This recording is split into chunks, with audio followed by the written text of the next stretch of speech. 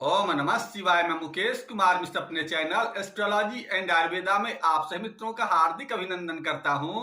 और आज आप सभी मित्रों के समक्ष हम जो टॉपिक को लेकर के उस टॉपिक का नाम है बुध की दशा महादशा अभी तो क्या करें। पिछला एपिसोड में हमने मंगल ग्रह की दशा और महादशा का विस्तृत रूप से वर्णन किया था, तो हमने आज सोचा क्यों ना आज आप सभी मित्रों को बुध ग्रह की दशा और महादशा का संपूर्ण रूप से जानकारी दे दूं। तो सबसे पहले आज के एपिसोड में हम लोग जो चर्चा करेंगे कि शुभ बुध ग्रह की जब दशा आती है तो क्या संकेत देते हैं और अशुभ बुध ग्रह की जब दशा आती है तो क्या संकेत देते हैं, इसके बाद इस सब का क्या निवारण हो सकता है, इस प्रकार के तमाम बातों की जानकारी आज के एपिसोड में देने वाले हैं। अतः धैर्य पूर्वक और ध्यान पूर्वक आज के एपिसोड में हमारे साथ जुड़े रहें और जुड़ने के बाद अपने जिंदगी में बुध जनित जितनी भी समस्याएं हैं उन समस्याओं के निवारण में लग जाए। तो सबसे पहले अब आप लोगों को यह जानकारी देते हैं कि शुभ बुध के अधिकार क्षेत्र में क्या क्या चीजें आती है और अशुभ बुध जब आती है तो क्या क्या चीजें देती है। तो सबसे पहले बुध के अधिकार क्षेत्र में जो आने वाली चीजें हैं वो आपका कैलकुलेशन है, गणित है, एस्ट्रोलॉजी है, फाइनेंस है, वाणी है, स्किन है, ये सब चीज बुध के अधिकार क्षेत्र में आते हैं। और जब शुभ बुध ग्रह की दशा आती है तो आपके वाणी में सौम्यता आ जाती है, आपके जो भी डिसीजन होते हैं सब अच्छे होते हैं। इसके अलावा आप जो भी व्यापारिक कार्य करते हैं उसमें विशेष रूप से सफलता प्राप्त करते हैं। गणित के सब्जेक्ट में विशेष नंबर आने की संभावना होती है। अब कैसे समझे जन्म कुंडली में कि शुभ बुध है कि खराब बुध है। अगर बुध अपनी राशि मिथुन राशि और कन्या राशि में है तो अच्छे माने जाएंगे। इसके अलावा अपने मित्र राशि जैसे शुक्र की राशि में होगा तो शुक्र की जो राशियां होती है वृषभ राशि होती है, इसके अलावा शुक्र की राशि तुला राशि होती है, तो इसमें अगर है तो समझिए अच्छा। इसके अलावा शनि की राशि में अगर हो, मकर राशि में हो या कुंभ राशि में तो वो बुध का मित्र माने जाते हैं, इन राशियों में अच्छे परिणाम देते हैं। इसके अलावा उस पर अगर शुभ ग्रह की दृष्टि हो तो समझिए कि काफी अच्छी है। अब अगर उस पर खराब ग्रह की दृष्टि होगी तो खराब माना, क्योंकि बुध एक बच्चा ग्रह है और बच्चा ग्रह पर अगर खराब ग्रह की दृष्टि होती है तो उसके संस्कार खराब हो सकते हैं, इसलिए अशुभ ग्रह की दृष्टि से खराब होने की संभावना बनती है। अब यह बात करते हैं कि अशुभ बुध जब आते हैं तो क्या क्या संकेत देते हैं। अशुभ बुध की दशा में जो मुख्य संकेत आते हैं वो आपके सबसे पहले स्किन को खराब करता है, स्किन में डिफेक्टिव करता है।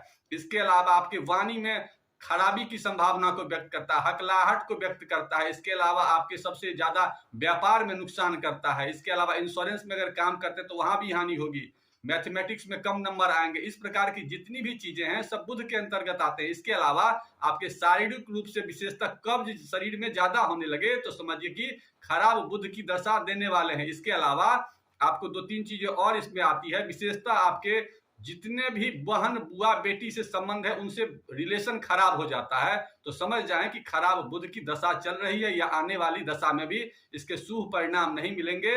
अतः अब इसके क्या उपाय हो सकते हैं उसकी हम चर्चा कर देते हैं। लेकिन चर्चा करने से पहले आप लोगों से एक नम्र निवेदन है कि अगर हमारे चैनल को सब्सक्राइब नहीं किया तो कर लीजिए, और साथ ही साथ अगर आप लोग ज्योतिष का शिक्षण चाहते हैं या ज्योतिष के विषय में कोई जानकारी चाहते हैं, परामर्श चाहते हैं, तो नीचे दिए नंबर पर संपर्क करके उस जानकारी को प्राप्त कर सकते हैं। अब यह बात करते हैं कि बुध की जब दशा आने वाली हो या चल रही हो तो उसको कैसे शुभ किया जाए। तो सबसे पहले आपको अपने वाणी में सौम्यता लाने का प्रयास करना है, जिसके लिए आपको दो तीन चीजें विशेष रूप से करना होगा।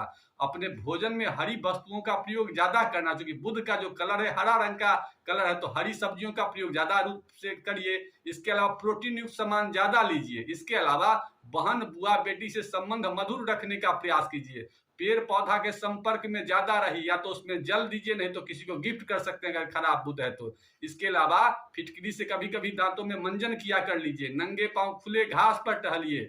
ये सब उपाय जब भी आप करने लगेंगे तो आप महसूस करेंगे कि आपके बुध जनित जो समस्याएं वो कम हो रही है। इसको लेकिन लगातार करना है। और बुध का समय सूर्योदय के कुछ देर बाद का समय होता है, तो इसलिए उस समय में विशेष रूप से अपने जो भी कार्य होते हैं उसको किया कीजिए। इसके अलावा अगर व्यापारिक वगैरह कार्य करते हैं तो घर से निकलते समय इलायची का प्रयोग करके जरूर निकलिए। एक इलायची ले लीजिए और उसको खा करके निकलिए।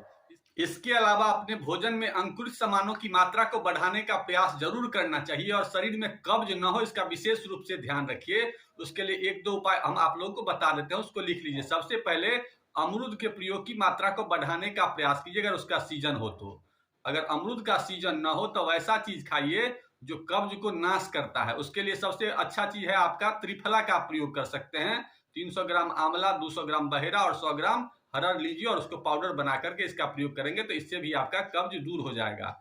इसके अलावा बुध को और मजबूत करने के लिए 2-3 विशेष उपाय है, उसको लिख लीजिए। सबसे पहले गणेश जी की विशेष रूप से आराधना कीजिए और बुधवार को किसी गणेश मंदिर जाइए और 3, 5 या 7 विषम संख्या में दुर्वा घास को लीजिए और उनको अर्पित करिए और अर्पित करके भगवान से प्रणाम करके उनसे आशीर्वाद लीजिए और ये सुबह में अगर करेंगे तो विशेष रूप से फायदा होगा, क्योंकि बुधवार का जो समय होता है मॉर्निंग काल में पूजा करने से विशेष गणेश जी प्रसन्न होते हैं। इसके अलावा अब 1-2 विशेष उपाय आप लोगों को बता देते हैं कि अगर जो लोग सीए का काम करते हैं, सीएस का काम करते हैं या मैथमेटिक्स से जुड़े हुए लोग हैं या लोग ज्योतिष क्षेत्र में काम करते हैं या ज्योतिष जगत में सीखने की कोशिश कर रहे हैं, तो ऐसे लोग भी ये उपाय करेंगे। और जिनका बुध बहुत खराब है वो भी करेंगे। मिथुन राशि, कन्या राशि, ये लोगों के लिए विशेष रूप से ये फायदाकारक उपाय, उसको लिख लीजिए। करना क्या है, आपको 2 चीज की हम बताएंगे, दोनों चीज में से जो आपको मिल जाए उसको ले आना है। ये पहला चीज है अपामार्ग।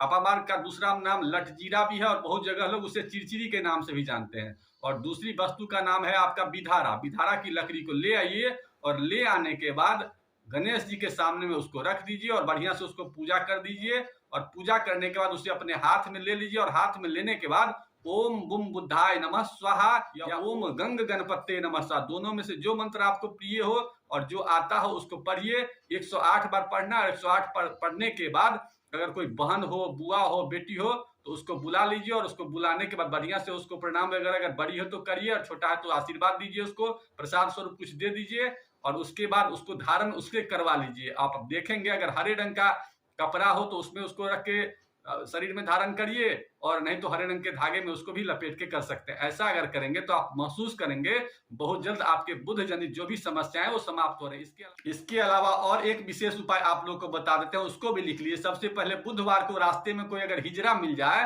तो उसे 10, 20, 50 रुपया दीजिए और उससे 1 रुपए का सिक्का लीजिए और उस सिक्का को लेकर के अपने घर में ले आइए और बढ़िया से उसको पूजा वगैरह कीजिए और पूजा करने के बाद उसको किसी हरे कपड़े में बांध करके और वहां पर उसमें दुर्वा घास वगैरह रख दीजिए और उसको गणेश जी के सामने अर्पण करने के बाद अपने व्यापार क्षेत्र या जहां भी आप रहते हैं उसको हरे कपड़े में बांध कर रखिए। तो ऐसा आप करेंगे तो आप महसूस करेंगे कि बुध जनित जो भी समस्याएं समाप्त हो रही हैं। अब इन उपायों को जो हमने बताया है उसको करिए। करने के बाद आप महसूस करेंगे कि 15 दिन, 20 दिन, 1 महीना, 2 महीना में धीरे धीरे आपके जितने भी बुध ग्रह खराब हैं, जो दशा आने वाली है उसके शुभ हो जाएंगे।